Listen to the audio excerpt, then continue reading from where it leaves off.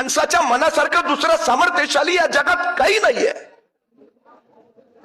या जगाचा विध्वंस करायची ताकद कुणी अनुभवांमध्ये असं सांगतं, पण अनुभवांपेक्षा महाभयानक जर काही असेल तर ते माणसाचं मन आहे. प्रचंड सामर्थ्यशाली आहे ते. या जगात दुसरा कुणी तुमचा पराभव करू शकत नाही. या जगात फक्त तुम्हीच तुमचा पराभव करू शकता.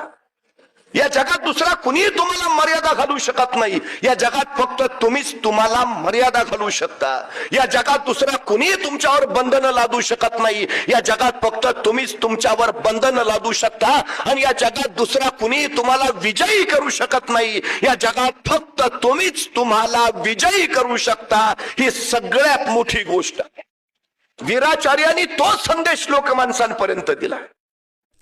तुम्हाला घडवायला कुणी अवतार येणार नाही.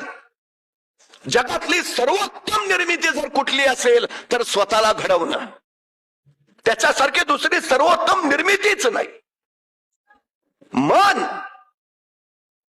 ही त्यासाठी अत्यंत महत्वाची गोष्ट आहे. माणसाला दोन मन असतात, एक बहिर्मन आणि दुसरं अंतर्मन.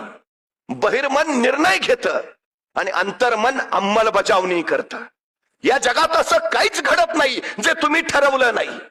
या जगात तेच घडतं जे तुम्ही ठरवत असता. ही सगळ्यात महत्वाची गोष्ट आहे. तुमच्या वाट्याला दुःख आलं, जग जबाबदार नाही, ते तुम्ही ठरवलं म्हणून तुमच्या वाट्याला आलं. तुमच्या वाट्याला सुख आलं, ते सुखानं जगानं दिलेलं नाहीच आहे, ते तुम्ही ठरवलं म्हणून तुमच्या वाट्याला आलं. तुमच्या सुखाचे दुःखाचे जबाबदार फक्त तुम्ही असता, कारण तुमच्या मनात तो विचार चालतो आणि अंतर्मन त्याची प्रभावी अंमलबजावणी करतं.